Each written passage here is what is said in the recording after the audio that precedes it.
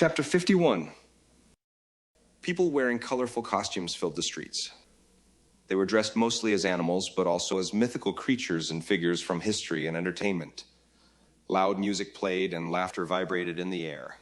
The carnival was blasting the city into full throttle. Somewhere in the distance, a man roared Gamingu. Gamingu.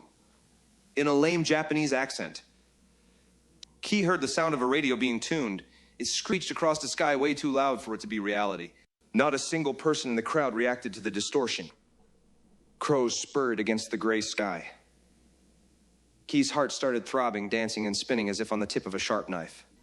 He started making his way through the colorful mass of people that now appeared like an insane phenomena swallowed and spat out by nature itself. Reality shattered into an obscene place, falling apart with tiny pieces evaporating and the rest becoming goo. Key got out of the crowd and ran toward the shore. He made his way through alleyways. His body felt heavy. The disoriented young man barely escaped the green claws of flowery monsters much bigger than a human being. When Key reached the beach, he started pulling off his clothes. He turned around to see shadows chasing him. He trembled, unsure if they were wishing him good or evil. He ran into the water and started swimming. Hey!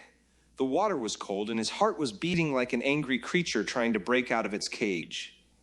He swam for the longest time, and even if reality became gray and blue and thin as a string of silk, he did not stop.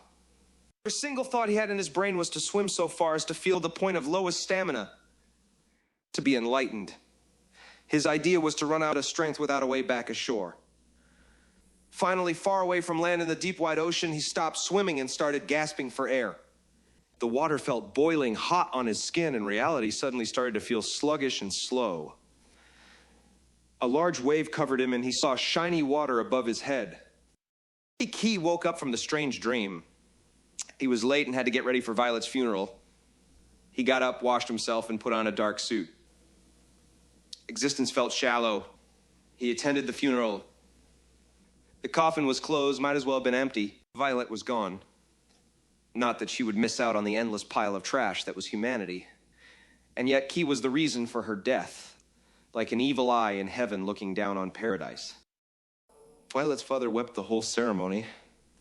There were tears in Key's red eyes at least twice during the whole thing. Everyone there felt endlessly helpless. The coffin was put into the fire and the ceremony ended. Violet's once pulsing body was now all vapor and ashes. It was crazy how such a complex chemical process full of code and assimilated atoms sparked up and came to life in the immensely vast space and then violently disappeared. The story of wonder ended in tragedy. Few strings played were those of joy. When T got home, he was laying on the bed thinking of the girl.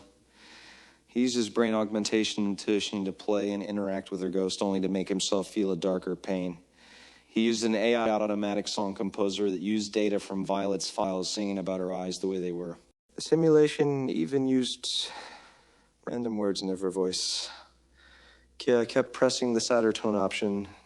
He ended up with the saddest tune possible with the emulated voice of Violet saying gentle random things about what once was. He went to the bathroom and got the girl's dirty thong.